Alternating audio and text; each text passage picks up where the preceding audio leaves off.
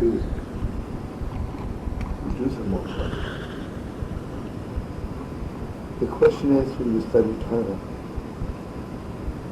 and you really, let's say I'm studying to be a rabbi, right? So I can know the Torah very much. So I said, okay, for me the Torah is the most important. Or, like, there's compassion upon you, and you go a little bit deeper and you realize Torah is there for the Jews. So, when I'm coming from a long line of rabbis. Like, let's assume I was ordained on my first day when I was born, right? So to speak. But I was always aware that the most important thing are the Jews. And it was not that I wanted to convert the Jews to keep the Torah, but I wanted to bring the Torah to the Jews. Okay, so I'm learning all my life, going to yeshivot, learning 48 hours a day, and then become a rabbi. And then I realized that nobody comes to the synagogue. And it's a joke, right? I was in a little city in New Jersey, and there were egg farmers, and they're talking right through the whole time about eggs, about the chicken. And one time I said to them, do you think the chickens talk about you as much as you talk about them?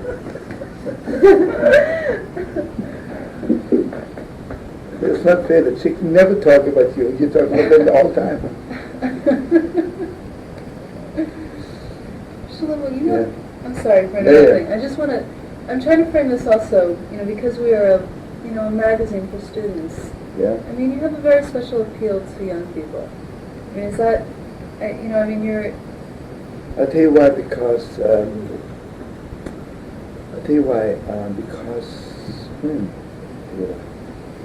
Because most people are always ready to teach young people, but I'm always ready to learn from them. And when I opened the House of Love and Prayer in San Francisco, House of Love and Prayer? Love and Prayer, like 1966, when I came to San Francisco, it was like when I was beginning of my career, And I realized that those young kids, have unbelievable souls, They're so much deeper than, maybe they might be doped up. Why did you feel like they were? I talked to them, I realized they're the best, The first time I walked down in Haight-Ashbury, I started making myself too big, started talking to the people there. Within minutes, hundreds of kids came to listen to me, And then my first beginning in Haight-Ashbury, there was Martin Buber Chassid, and he had a coffee shop called I Am Da, It was like, Martin Buber has this thing, I Am Da. Right. Yeah. It's a coffee shop. He had a coffee shop in Haight-Ashbury, in the middle of this. Man, no, this was the coffee shop, yeah, for real. And just imagine, 1966, and it was like a little bit, like a poor hippie couldn't go in there because it was a little bit more expensive. But it was like the real thing. And naturally the police were always hanging around to see if they can do their thing there, Anyway, I gave a concert. It was my first concert in Haight-Ashbury. And have you been to San Francisco? Yes, I was. There were 100 people came in. And the greatest thing was, the dancing went like this, to the whole coffee shop, out on the street, in a circle, and coming right back. And the police was dancing with us. It was just unbelievable, For hours, it was just one of the highest. And then I came back to San Francisco. That time I was invited to the Berkeley Folk Festival. And then I came back, and I want to tell you, tell you something else. The first Shabbos I was in Berkeley at the Folk Festival. I announced that I'm going Shabbos to shul if anybody wants to go with me. How many kids do you think came with me? The Wildcats. About 1,500 kids. And this is the shul in Berkeley where they wait for minyan. Usually from one Shabbos to another. So I was standing outside on one corner, the prayer on the other corner. And sometimes they have to convert a guy just to make sure. The minyan, you know. Okay, and I stupidly assumed that the people in the shul would be so happy. I'm bringing 1,500 kids, right? The president called me up. This was the saddest Shabbos of the city. First of all, a lot of kids had no shoes on. Do you know what it means for the poor guy then has to look down? People think of Chadaidi and sometimes they have no shoes on, you know. Just terrible. I mean, I don't want to say anything about the tie.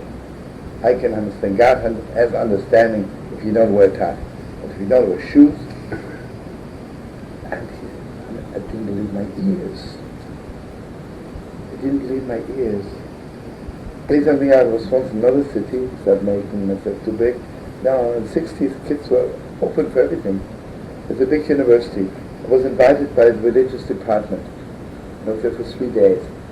And I gave every religion, every philosophy, every psychology class. It was unbelievable.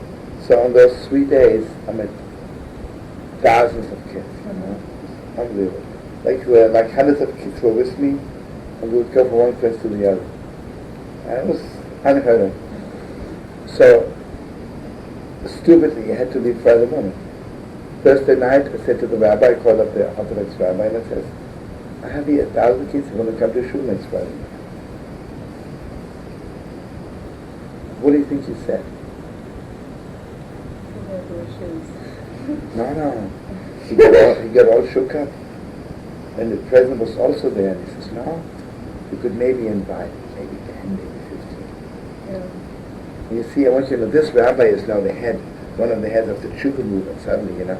Now it's a big thing, you know. Yeah. But this was 1966. Who wants to do Teshuva, right? Shlomo, what were you saying to all these people, to all these kids, that made them all want to come to synagogue? Obviously, I was telling them something about Yiddishkeit they didn't think exists in Yiddishkeit, you know. Because the Yiddishkeit they were learning was so dry, it was so dead, so meaningless, you know, do this, don't do this, don't do this, do this.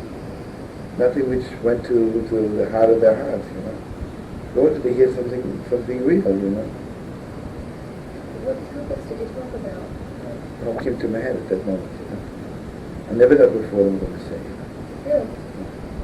Usually I don't even know after, I just listen to myself talking, you know. Like for instance, last night when I walked in, I mamish never know what I want to say, you know. Just open my heart and whatever comes, you know. Hopefully it's good, you know. It's always a miracle if it's good, but, you know. And, Do you feel the same way about your music? always, you know. Never known before. What I want to tell you is that, you know, you see, what's the downfall of the Teshuva movement until even today, other rabbis are not interested in listening to those young people in any way. They just want them to listen to them. What do you mean specifically? All the yeshivas, you know. Most yeshivas tell you, oh, you're doing Teshuva, becoming a Jew again, but you until this very minute you were a sinner, whatever you did was wrong, you know. And which is not true. Which is not true. Because whatever you did all your life was leading you on the way, right? So you walked so many miles, right? And now you're, you know, for instance... Is it sort of like, you know, before you were talking about the Torah of mistakes, is that... Something like that. It's like a vault, you know? I didn't know the whole time already. What it is, anyway, besides that, it was clear to me, you know? Yeah. It was clear to me that those kids are the real thing of the Moshav, you know? They really mean it. You know what the Baal Shem Tov wanted? The Baal Shem Tov wanted people not to ask you what are you eating. You know? We are not a meat religion. We don't measure a woman's shade, or I'm not going up to you measure your skirt. You know? It's not none of my business, right? And sadly enough, what happened to Yiddishkeit in America, sadly enough, became a meat religion, right? Sadly enough. And it's terrible, it's getting worse, you know. If you ask somebody who is a religious person, someone eats kosher meat, right? What's a religious woman? Covers her hair. She can be full of anger, full of hatred. She hates her husband, she hates her children, she hates herself, she hates every Jew. hates the whole world. But because she has something on her head, suddenly she's a religious woman. Why? And we religious Jews will never make it in the world unless we change our priorities. What do you mean specifically? Well, for me, a religious person is somebody who really heart is full of love.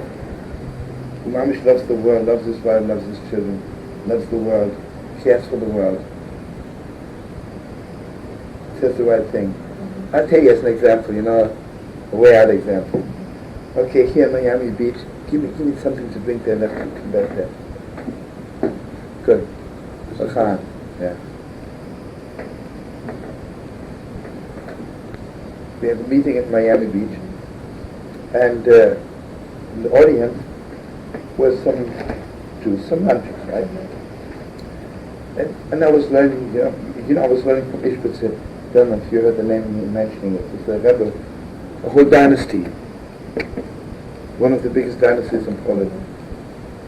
But the special thing is, my great-great-grandfather was the father of the first Rebbe of Ishbitzer, and he left Poland 1840 and went to Germany.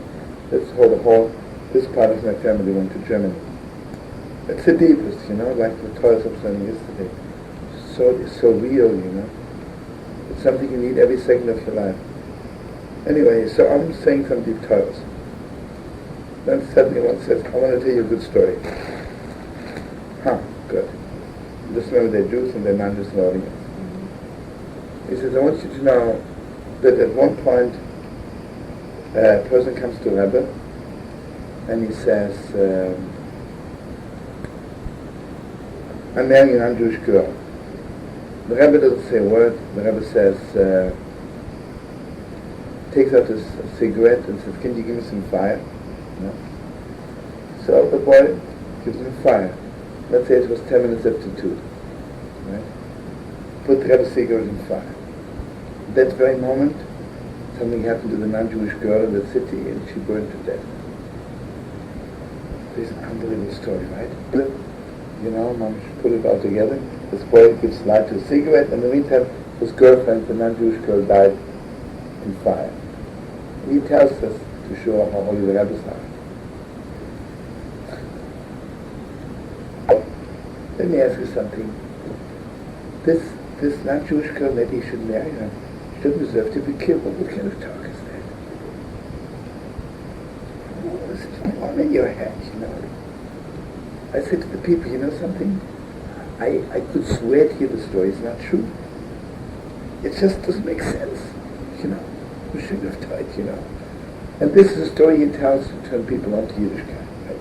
Because after you hear the story, let's say you hear the story, then your heart goes out for Yiddishkeit, right? What is your vision about Yiddishkeit? What is like... So I just want to tell you see what I did, even if I didn't do anything. I had a little bit in the hand of changing. Even today, even those who are not, so to speak, with me. But I was the first one to tell the world, you don't tell such stories, right? There's still some rabbis who tell stories like this. Sort of fear that... No, it's so stupid, And this is not what God wants of us. So, what you see what it is, in that respect, I consider all those holy hippies of 60 were my greatest teachers. When I was sitting with them and I was plugging into them, and I realized what they need. Like a doctor has to look at the patient to see what they need. And, ask Yeshua, like a little bit, without making myself too big, right? We changed a little bit the way of teaching Torah. So much deeper. The way we are learning the portion of the week. But now, a lot of people catching on, not enough, and not really so deep, but it's becoming better. And so you see, that's one thing. So, and the second thing is it's not the old people who are bringing the Messiah. It's quickly. The young people today have been the Messiah. And we're not bringing the Messiah just by buying kosher meat and keeping Shabbat. We have to keep Shabbat. Okay, God wants us to live this way. But each time I buy kosher meat, I bring the Messiah now. But each time I say a good word to another person, I bring the Messiah. Each time I walk on the street and I stop and I see a sad person, start talking to them, I am bringing the Messiah 100 miles closer. 100%. Most important thing. What's the most important thing for you? But again, then you'll say, I'm just a humanist. No, I'm not. Because it has to be connected to the deepest depth of the Torah. And that's what I'm trying to do, what my whole hell is doing. Really to learn the Torah in such a deep way. For me personally, the greatest sin in the world is to be shallow. Shallow is a sin. Shallowness is murder. Because shallowness means I'm disconnected from my own soul, I'm disconnected from the world, just floating away like the wind. Can you tell me a little bit about what changes you see in students and young people now? You're talking about a period when young people were very, very open to spiritual. You see what it is. It was the best in the 60s. The 70s it went down very badly. I'll tell you what happened. In the 60s, every light needs a vessel. Everything needs a vessel.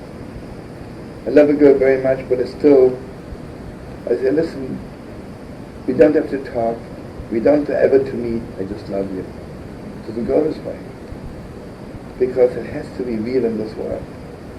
And in this world real, whatever I do this world for real, this is our vessels. So in the 60s, the saddest thing is, it was just light, no vessels. They didn't know how to bring it down to the world, They were just floating away, right? Lovely, peacey, but what, when? Okay, what am I doing, right? In the meantime, they were lying on street corners, didn't wash, didn't eat. And we're living in a world that has to be brought to the world. And they didn't know how to bring the message to the world, because we're not part enough of the world. Okay, so they decided the kids would become part of the world. So in the 70s, they only made vessels, no light at all. All those holy hippolach who were floating away on street corners became executives. One time, I'm in Denver, and there's a red light, and I'm saying, suddenly a limousine with a chauffeur stops, and a person says to me, "Sir, you remember me?" "Sir, do you remember me?" I say, "Yossi, you crazy or something." When I met him the last time, he had long hair down to every street corner in San Francisco. He was a holy hippole. His heart was fire. Okay, then he went back home, and his father's a rich man. He gave him a limousine and a chauffeur, and he calls me sir. What does it mean, right? He has good vessels, right? But no more light. Yossi began crying. What? I understand it. Was nothing in his heart anymore, right? Began crying. He said, "Shlomo, I'm dead. I'm dead. Nothing left of me." 70s was bad. From time to time, there was a little glimpse, a little flashlight went on. 80s, thank God, it's better again. In fact, 80s were the best as far as I'm concerned. Because 80s kids are aware we must have vessels, we have to be down to earth. And hopefully they're fixing their vessels again to let a greater light in. But again, a lot of kids get hung up on politics. Politics is not only not a vessel, it's an anti-vessel. Because politics is dead stuff, right? What kinds of politics? Any kind of politics? No, you see what it is. It's hard to define, If it's just politics, who's better, Reagan or what's the name, or what was the name before, or Carter, stupid, right? Just politics which nobody asks me, and if I say yes or no, it wouldn't change the world, right? Okay, I can be involved in politics also, but be involved in something holy also, in something real, Because basically politics It's just a few people in the world. The real world is not politics. The real world is the people on the street. Right? The real people is the poor man on the street corner. Right? The real people are the people who are heartbroken because they don't know what to do with their life. This is what's real. Sadly now, until the Messiah is coming, there's still politics, which is one day it'll stop. I'm not going to say there are no nations. That's people. But anyway, what we need today, mostly young people should really pull their hearts out. Let their hearts be on fire again. Dream of something deeper, something higher, than just success, just having a few rubles in the pocket and having a good time. Because life is so deep. And also, the relationships are so deep. And for the first time in history, I think God opens gates for the world. That just one human being to another can relate in such a deep way. Even husband and wife until maybe until the Second World War, it's just coexisted. There's so many divorces today, and it's sad. On the other hand, it's also beautiful because people want more than just share houses and want something real deep. And for the first time in history, children are so angry with their parents because they want more than just chicken soup from Denmark. Maybe 100 years ago was enough a mother makes chicken soup and tells you what not to wear. Today, children want more, husband and wives want more, and above all, let me tell you, the non-Jews want more of the Jews than the others. This is one of the most heartbreaking things. We talk so much about politics, about anti-Semitism, but in the meantime we completely neglect the fact that the world looks at us. We are the smallest country in the world, we are the smallest nation, and the smallest religion, but we are the top. We are the top. And what are we telling them? We are the most misrepresented religion in the world. Because basically we have, our leaders are so shallow. I'll tell you something, I'm in Los Angeles, in the biggest Orthodox shul. I was there on Shabbos, was Yom Ha'atzmaut, Independence Day. The rabbi knocked out a cute speech, a Zionist speech, and it was sweet. The portion was so deep, he could have said the deepest Torah and touched everybody's life with it. But he gave a little Zionist speech about going to Israel, it was sweet. But then the ambassador of Israel speaks. He says, today is Independence Day. Everybody knows Independence Day is a very important day in the life of every Israeli and also in the life of every Jew. So, today is Independence Day, and I want you to know it's a very, very important day. And I'm so glad we all are here to celebrate this very, very important day. And I cannot stop telling you how important this day is. And I hope you'll tell your children that Yom Ha'atzmaut is a very important day. And I hope next year Independence Day will all be in Israel. And just don't forget it's Independence Day. Unbelievable speech, right? And my little girl, at that time was 5 or 6, she would have given a better speech about Israel. So you know what that means? He's not only speaking in synagogue, he's only speaking for the world, right? What is he telling non-Jews about Israel? Today is Independence Day, and I want you to know it's a very important day. Nothing. We say nothing to the world. When Begin became Prime Minister, that time I was very close to him. I said to Begin, Yeshua was with me. I said to Begin, if you want to save Israel, you have to do two things. You got to open the school. We need new rabbis. We need spiritual leaders in Israel, because young people in Israel are so hungry for something holy. Because it's true, Maybe they're not waiting to change their meat habits. Maybe they want to eat a hamburger on Yom Kippur, but they want to know something about God. They want to know something about the soul. They want to know something so deep, something which fills their insides. And maybe soul to soul, they'll keep Shabbos also, if you give it to them, in the right deep way. But above all, I say you need a new school to teach young people to tell the world. And remember, he said, Ramesh, if you do something, I'm with you all the way. The only beautiful thing thing or sad thing is 2 weeks later Sadat came. Then never he had so much on his head. You know? And today I don't think there's anybody we can talk to. Maybe yes, maybe not. See what it is.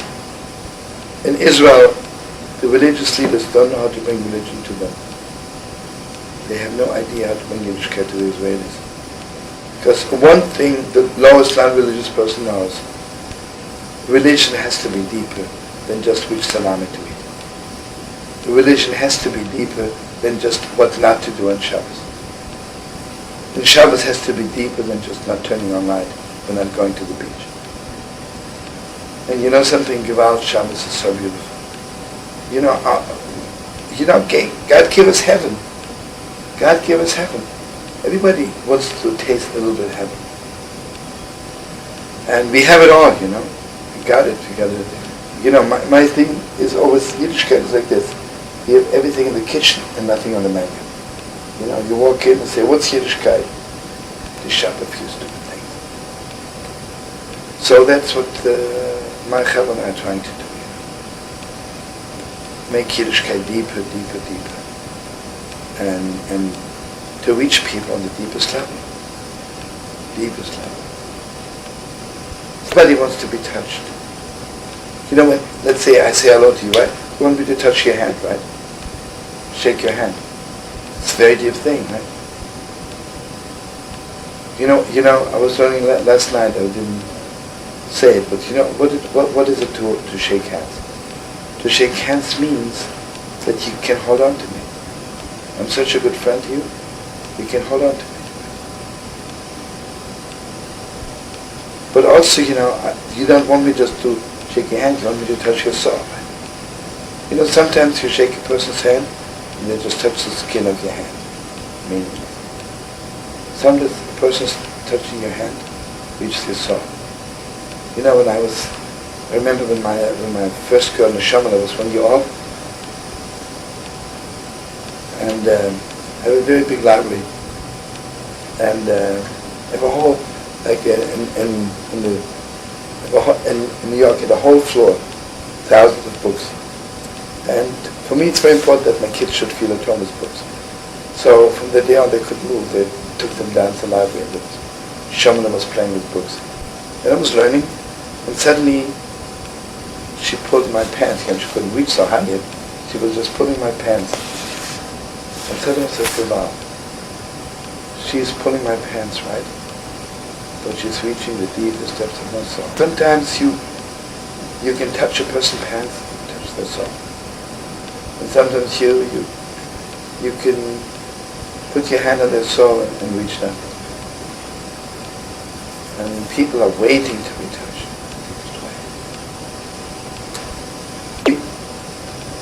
Until the Second World War, I have a feeling the whole trend in the world still is a little bit, what's Western civilization? What is a straight person? A straight person is somebody who says, don't touch me. I don't want to be touched. Right? Yeah, you can kiss me, but don't touch me. Don't touch my heart, don't touch my soul. Leave me out of it. What are sophisticated people today?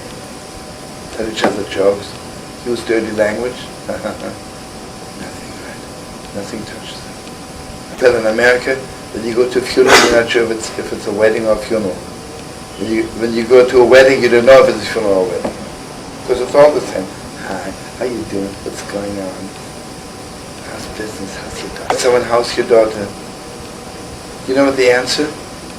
How are marks in school, what she's doing, what kind of a husband she married. I don't mean that. I mean, how's your daughter? How's she inside? What's going on with her? You know, people never talk about the inside. Because the moment a person really talks about the inside, and you get a little bit shook up, right? It's like it's so deep. It's getting better, you know. The world is ready for the deepest. People want to walk in. Darling, if you want to lie down for a minute, you're tired. Really, if you want to lie down. No, listen. But you're so tired. Do me a favor. You sure you give her a pillow? I want to listen. No, to me you can listen while you sleep also. Don't torture your flesh time. Yeah, we You want a pillow also? No. So you obviously you'll be snoring.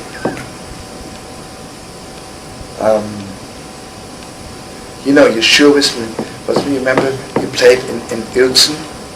I was invited by a whole German community. There's a sugar factory with 20,000 workers. And I gave a concert. The only thing was a terrible snowstorm, remember? We were supposed to be there 7, they arrived 10.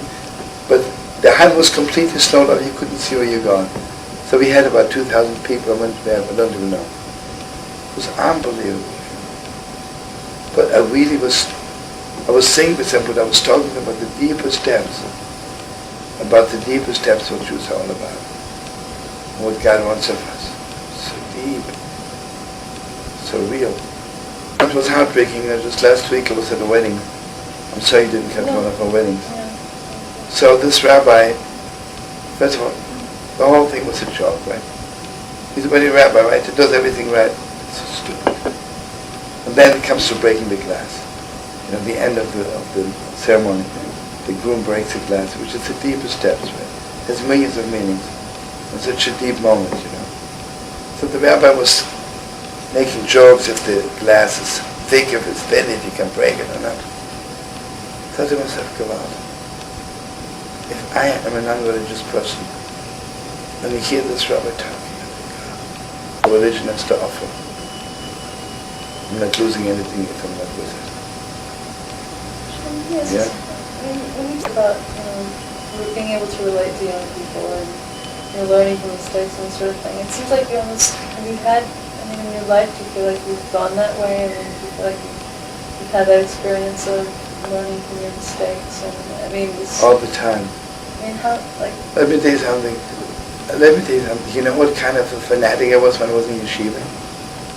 How long it took me to grow up? I tell you, at one point, I was learning in yeshiva, and I heard that they're throwing stones at non-religious people. And it was my deepest dream that I should have the privilege to go to Jerusalem and throw stones at non-religious people. It was my deepest dream, would you believe it? And you know how much I had to knock my head against the wall till I grew up a little bit? How did you start growing up? I was crazy. First of all, my father was sick. I was in yeshiva. My father got sick and had to be in New York. While I was in New York every 2 or 3 days, I decided I'll maybe go to Columbia for a little course. And Columbia is completely, going from Lakewood to the highest holiest yeshiva, it's completely secular, You cannot say Holy Columbia, right? Even on Purim you can say, it just didn't come out of your mouth, right? And suddenly I found myself in a completely different world. and I realized that it's not so simple. There is a beautiful world.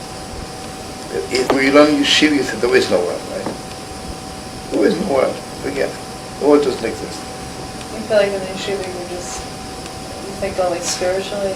I know, you're not connected. I wasn't connected to the world. Yeah. And you see what happens to most yeshiva bochum. It's getting better a little bit, but the teachers are still telling them there's no world. Yeah. The goyim don't exist. Non-religious people don't exist. Because it's the easiest way out, right? If the world doesn't exist, so forget it. What happens if they do exist? And maybe they're beautiful things I don't even know of. You see, suddenly I saw a world which is unbelievable. But then, Baruch Hashem, God blessed me, I was learning deep books, and I realized that we have it all right in those holy books. See, because those holy books, for them, the world was real. Not only Chol and Shabbos was real. In a way, it felt like it was having to sort of wander outside of,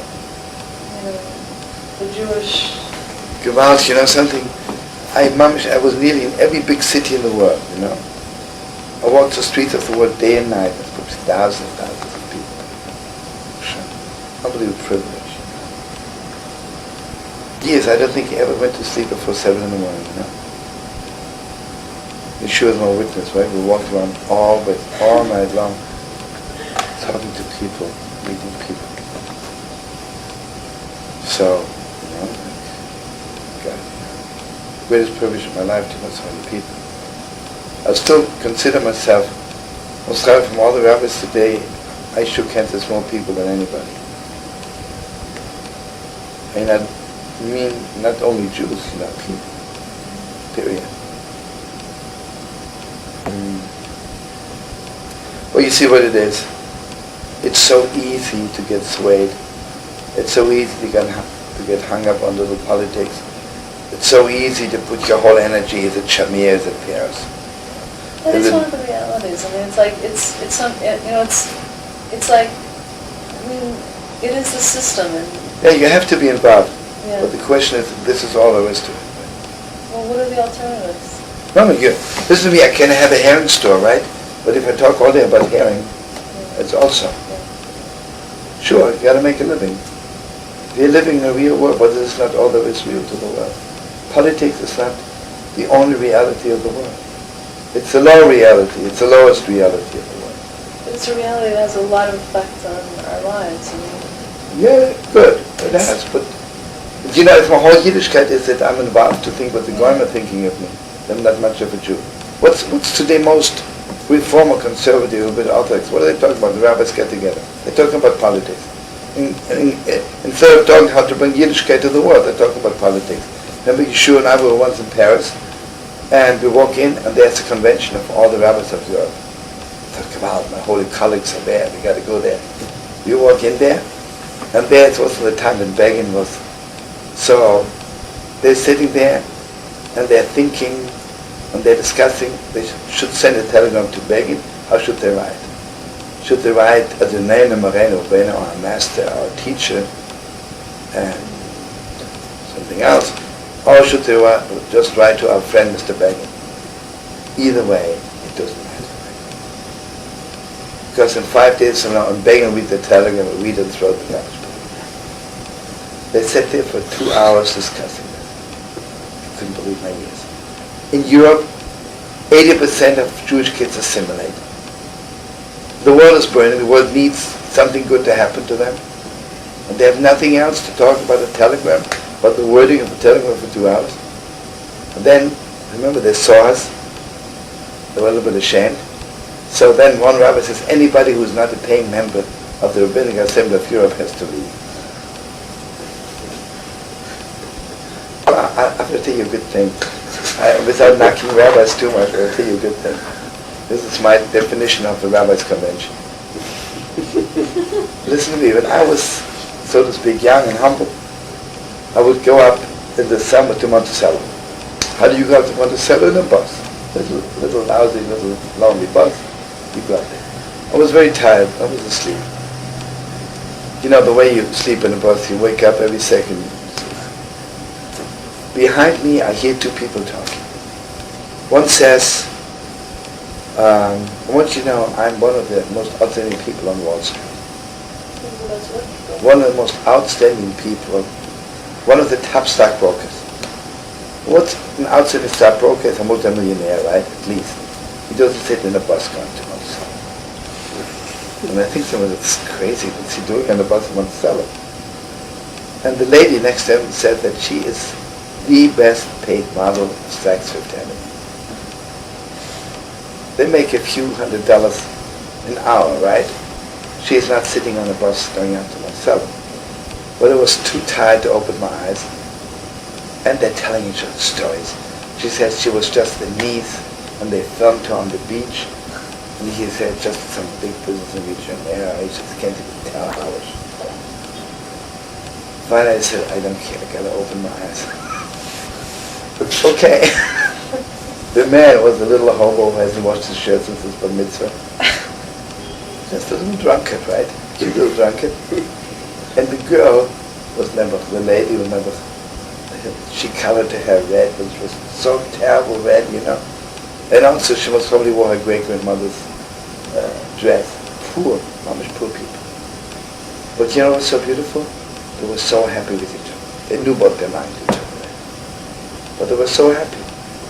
Because they're telling each other lies and just, you know, telling each other their dreams, right? And I think to myself, you know, sometimes people meet telling each other how successful they are, right? Those two little homos, right? You know, today, instead of doing something, all the rabbis, when they meet, tell each other, I'm very successful. My synagogue, unbelievable. The other one says, my synagogue, unbelievable. What? You have 10 people over 95 sitting there saying Kaddish. What? Right. The truth is, you know, with all the big Teshuva movement, we have still 80% Jewish young people completely non-fit. Completely non-fit. 80%. Do you know, only 36% of all the Jews have ever visited Israel. 36%. Generation. What's going to be with the children of this 64% whose parents haven't even bothered coming to Israel? When are we going to reach them? And Kabbalah said it.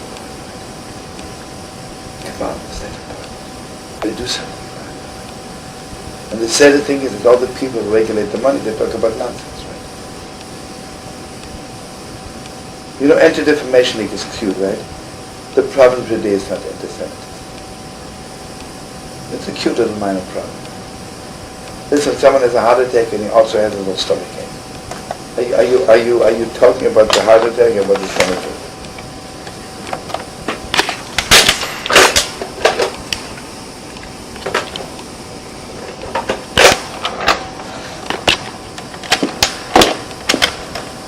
See what the world needs today. The world needs a real revival. The world is ready for it. The world is waiting for someone to lift up their souls. The world wants to hear some real deep stuff. Where do you see that the inspiration for that is coming from? Because the world deep inside, they know we got to get together. Does the world ever really? I mean, it's like, I don't know. It seems like a lot. Well, you don't think it's real? I think it's a lot to expect from the world.